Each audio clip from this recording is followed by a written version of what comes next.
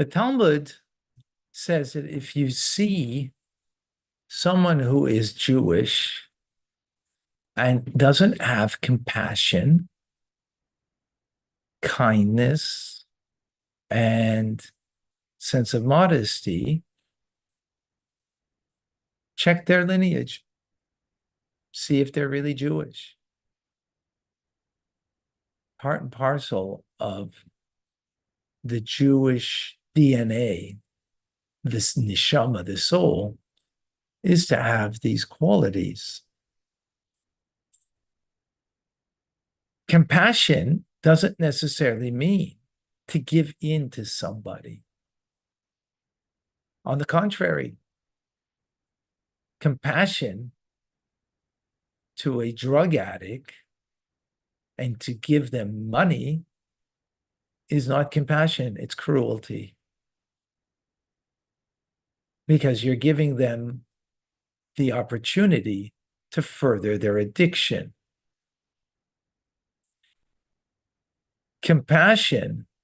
So what's the compassionate thing to do to the drug addict? Not to give them money. Give them maybe food. Or sometimes compassion would be tough love. That would be a compassionate thing because that might inspire them to take care of their addiction. Compassion to an evildoer? Have compassion to someone who is a perpetrator of obscenities to an individual or to a group of individuals? And to say, well, look at the way he was raised. Look at the community that he's a part of, or what he's a victim of. That's not compassionate, because all you will do is create that perpetrator to be more and more an evildoer. The compassion will be to uproot the evil, either to teach them if they're ready to learn to be good and not evil, or to uproot the evil is a compassionate thing. Welcome to Tanya Today. I'm Rabbi Ronnie Fine, coming to you for Chabad Zurich and Kadesh in Montreal, Canada. It's a privilege and a pleasure to share with you the Tanya. We conclude today the 10th letter. In this letter, we speak about two forms of kindnesses that we do. One is a limited form of kindness, right? Which is the normal things that people do between each other. And that's when everything is, shall we say, upright and aligned, when you're perfectly aligned with the divine. But if there are lacking in our lives, there's things that we need to fix, gaping holes, or small holes even,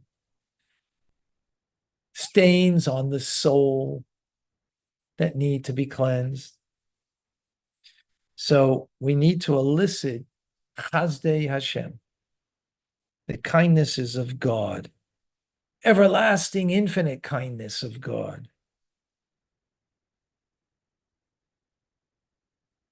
Now, even though, as the nature of the Jewish soul is one of compassion, one of kindness, that's the nature. Nevertheless, it's limited.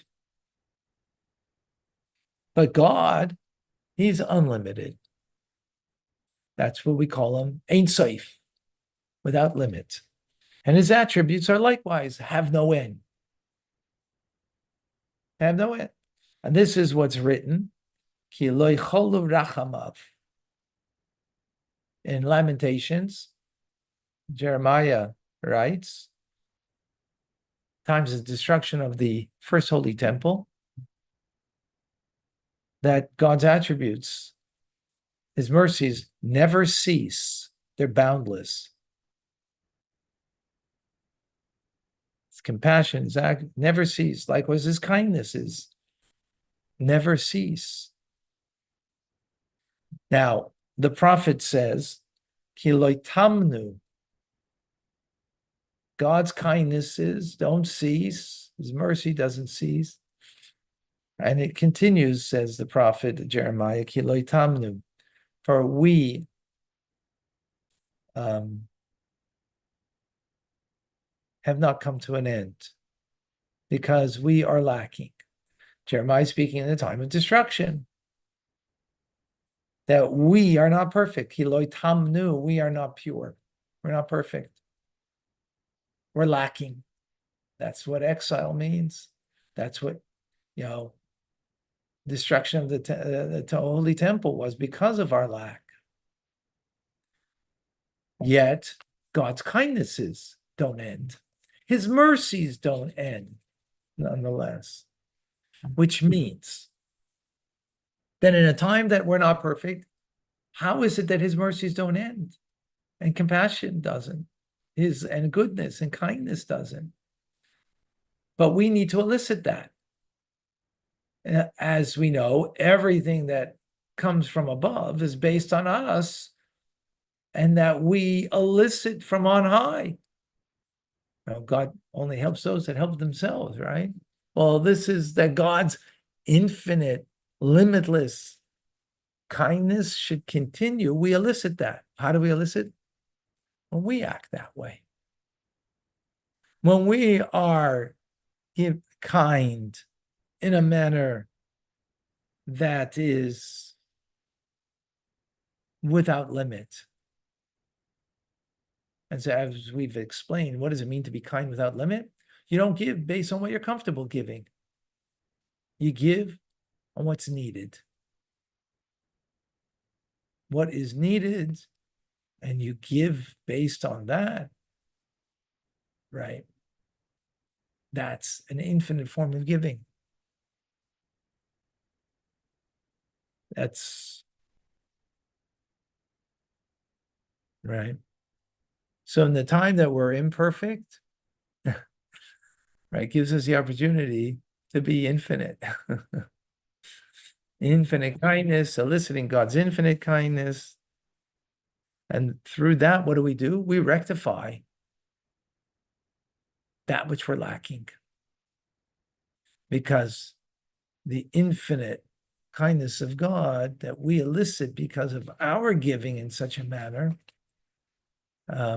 fills whatever we've been lacking. And hence, this is what our sages say, that Israel ein nigol tzedakah, that the Jewish people, and thereby the entire of humanity, will only be redeemed through charity. Right? And we will even perform charity when we are not obligated to perform. For Mashiach ben David, Mashiach the son of King David, will not come until the pocket is empty from even the smallest coin. What does that mean? It means that even when our pocket is empty, guess what? We'll still give. Even when you don't have, you're still going to give. And that is a conclusion of this letter. Here, I told the story yesterday, so I won't repeat the story of Avram Zaltzman, right, during World War II in Samarkand, in the region of Georgia, of the former Soviet Union. He borrowed 3,000 rubles so he could make Passover for his family, and gave it away to someone who had nothing, destitute. His wife said, well, you couldn't have at least kept half.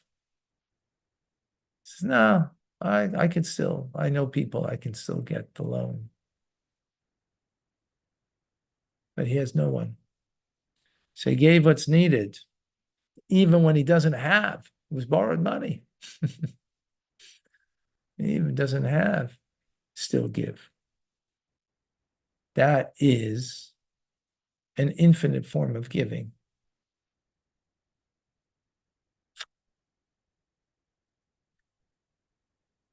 And which means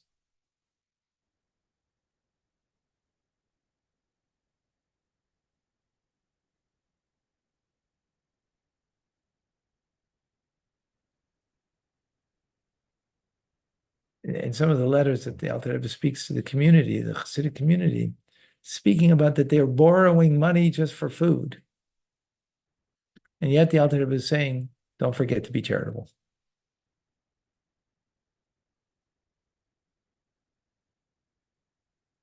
Not certain that that notion exists anywhere in the world. I don't know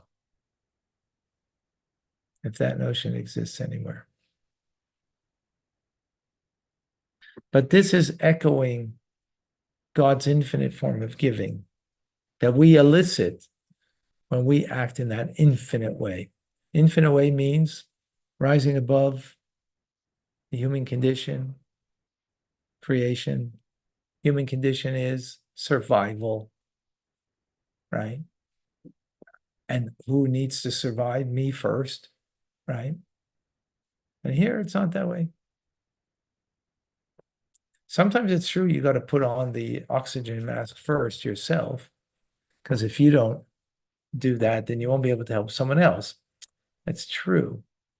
But there's sometimes that it's not that way. That's a good metaphor for, in some instances. But here,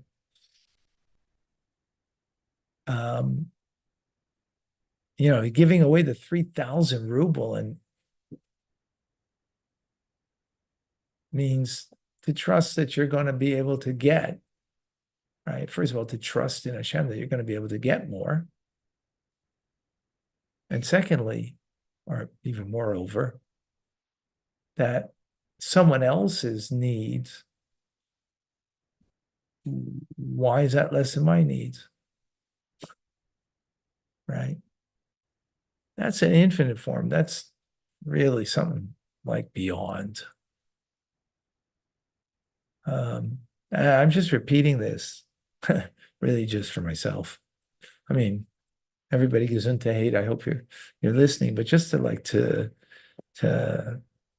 live with that is not so simple, not so easy or obvious that is such a way to live.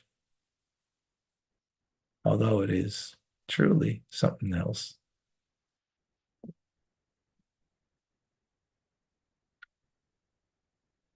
It might sound irresponsible. And sometimes maybe a person might be irresponsible.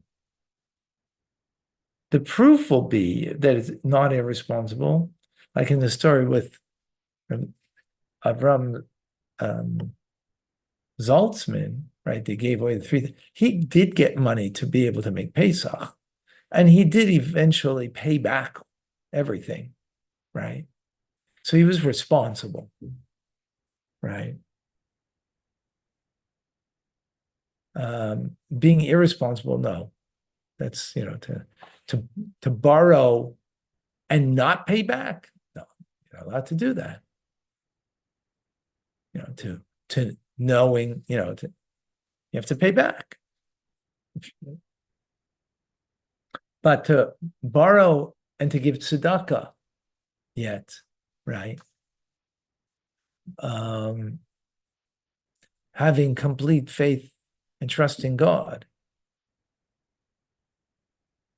and still pay back your loan, right? Being responsible. That's that's something awesome. Something awesome. Right? Any questions? Go ahead. In terms of like the boundless giving, because it seemed like yesterday we were learning that sort of correlates with when you're trying to, as opposed to God giving you like sort of specific kindness, his boundless kindness, if I'm understanding it correctly. In this situation here, is it that we are supposed to like boundlessly give just all the time, or is it like during like specific circumstances? And then sort of as like a part B of that question is how doesn't this contradict the notion that there's like an upper limit to how much you should give relative to your how So much we mentioned yesterday, the Alter Rebbe said, he asked that question, exactly the question that you're asking, right? He said, Torah tells us to give only up to 20%, right? So that's only when you're upright. yeah. That's Okay. only when there's no holes in the soul, no stain Yeah. that you need to cleanse, right? And you didn't cleanse it through fasting and do other ways of cleansing. So you're going to cleanse it by tzedakah, by giving in an infinite way, because the infinite then will plug the finite gaping holes, Infinite. right? Because it's Yeah. infinite light, Yeah. right? You missed a finite light. I gave the example yesterday. A person didn't put on their tefillin, Yeah. right? They didn't put on their tefillin. They didn't say the Shema Yeah. in the right time. They missed a light of God to be brought into this world, into their soul. Mhm. There's a hole, right? There's a hole of a light that's lacking. Yeah. So when you reach an infinite light, it fills that hole. The infinite light is God's infinite giving. So we have to echo that to be infinite giver to fill that. So that's when you understand.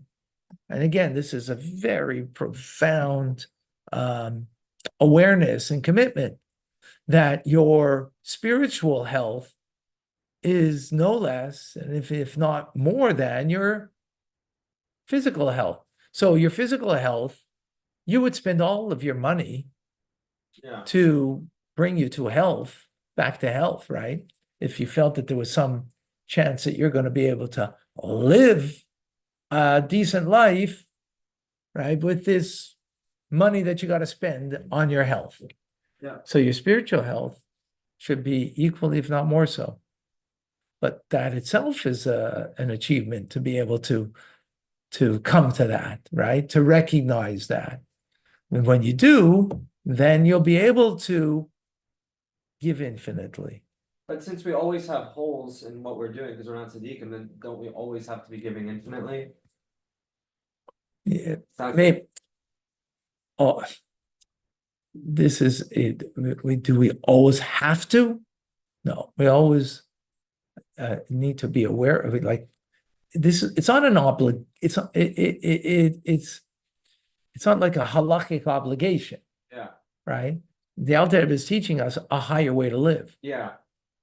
It's a higher way to live, Yeah. right? Now, if you don't live that way, what does it mean? Well, it means, it means that we're not living that higher way. Yeah. Oh, but I gave tzedakah. Okay, that's wonderful. Yeah. Okay, so there's a higher way to live. Let's be quite honest and frank. To live this way all the time is not so simple, not so easy, right? Will you be sometimes inspired this way? Okay, so sometimes you will. And does this only relate to money, or can you like give in other ways? Like, can you give in your time, or give in your like boundlessly give to the needs of the community? Or is it specifically relating to money? It's charity, right? It's charity, right? It's of money giving, but it's also of giving of yourself, Yeah. right? Giving of yourself, that you are giving charitably of your time, giving of your wisdom, giving of your, whatever it is that you're sharing. Yeah. And boundless giving. Mhm. Yeah. It's definite. Specifically, it is tzedakah, but in the broader sense, it's everything. Yeah. Yeah, absolutely. Okay. Shkoyach. Any questions?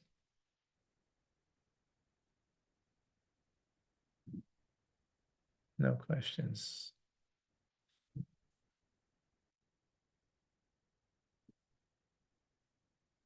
Okay. Guess what? Rambam is coming up. And guess what? A good Shabbos is coming up. Yes. The month of Elul. The king is in the field.